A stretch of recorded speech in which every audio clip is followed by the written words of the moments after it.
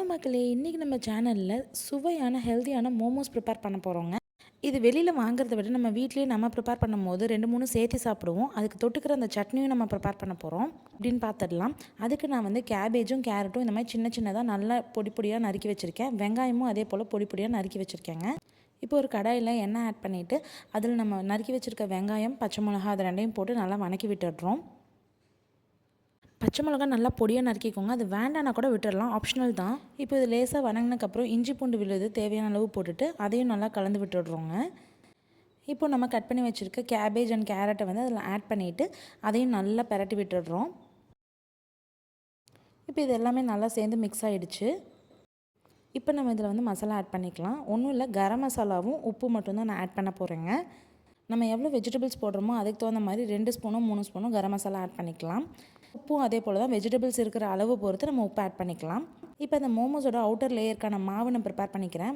மைதா மாவு தான். அதில் கொஞ்சமாக உப்பு ஆட் பண்ணிவிட்டு கொஞ்சம் கொஞ்சமாக தண்ணி ஆட் பண்ணி இந்த மாதிரி பதத்தில் நம்ம வந்து நீட் பண்ணி எடுத்துக்கிறோம்.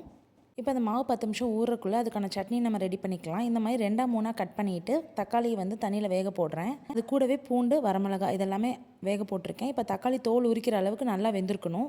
இதுக்கப்புறமேட்டு நம்ம வந்து உப்பு, சர்க்கரை இது ரெண்டும் கொஞ்சம் கொஞ்சம் ஆட் பண்ணி அதை நல்லா மசிச்சு எடுத்துக்கிறோம். நமக்கு சட்னி ரெடி ஆகிடுச்சு. இப்போ நம்ம அந்த மாவு திரட்டி வச்ச மாவு வந்து சப்பாத்தி மாதிரி நல்ல சன்னமாக, எவ்வளோ சன்னமாக தேய்க்க முடியுமோ அவ்வளோ சன்னமாக நம்ம தேய்ச்சிக்கிறோம்.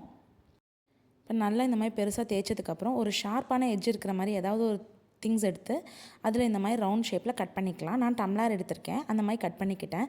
இப்போ அதுக்குள்ளே அந்த ஸ்டஃபிங்கை வச்சுட்டு இந்த மாதிரி நம்ம ஃப்ளீட்ஸ் எடுப்போம் இல்லைங்களா, அந்த மாதிரி நம்ம இந்த மோமோஸை ப்ரிப்பேர் பண்ணிக்கணும் ஷேப்பு. இதே போல் எல்லா மோமோஸும் நான் ப்ரிப்பேர் பண்ணி வச்சுக்கிறேன் ஃபஸ்ட்டு. இப்போ பாருங்கள், அழகாக கையிலேயே எந்த ஒரு மோல்டும் இல்லாமல் நமக்கு மோமோஸ் ஷேப் அழகாக வந்துருச்சு. இப்போ நான் எல்லா ஸ்டஃபிங்கையும் உள்ளே வச்சு எல்லா மோமோஸும் ரெடி பண்ணி வச்சுக்கிட்டேன் ஃபஸ்ட்டு. இப்போ இட்லி பாத்திரத்தில் அடியில் தண்ணி ஊற்றி நல்லா தண்ணி கொதிக்கும் போது மேலே வந்து எண்ணெய் அப்ளை பண்ணிக்கலாம். அப்போ தான் நம்ம அந்த மோமோஸ் வெந்தக்கப்புறம் அது ஒட்டாமல் நமக்கு வரும். அதுக்காக தான் ஆயில் அப்ளை பண்ணுறோம். இப்போ நம்ம ரெடி பண்ணி வச்சுருக்க அந்த மோமோஸ் எல்லாத்தையுமே அதுக்குள்ளார வச்சு ஒரு ஆவி நல்லா வெந்ததுக்கப்புறமேட்டு நம்ம எடுத்துடலாம். இப்போ பாருங்கள், ஒரு 15 to 20 மினிட்ஸ்க்கு அப்புறம் எனக்கு நல்லா வெந்துருச்சு அந்த மாவு எல்லாமே. பார்க்கும் போதே அப்படியே உடனே சாப்பிட்ணும் போல் அவ்வளோ ஒரு டெம்டிங்காக இருக்குது.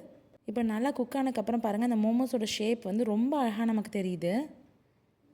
நம்ம இது வெளியில் வாங்குறத விட நம்மளே ப்ரிப்பேர் பண்ணும்போது கிட்ஸுக்கும் நம்ம பயம் இல்லாமல் கொடுக்கலாம். இப்போ நம்ம ரெடி பண்ணி வச்சுருக்க சட்னியோட இதை சர்வ் பண்ணோம்னா வீட்டில் இருக்க பெரியவங்கள்லேருந்து கிட்ஸ் வரைக்கும் எல்லாருமே கண்டிப்பாக விரும்பி இதை சாப்பிடுவாங்க. இந்த வீடியோ உங்களுக்கு பிடிச்சிருந்தா லைக் பண்ணுங்கள், ஷேர் பண்ணுங்கள். நம்ம சேனல் சப்ஸ்கிரைப் பண்ணாதவங்க கண்டிப்பாக சப்ஸ்கிரைப் பண்ணிக்கோங்க. தேங்க்யூ.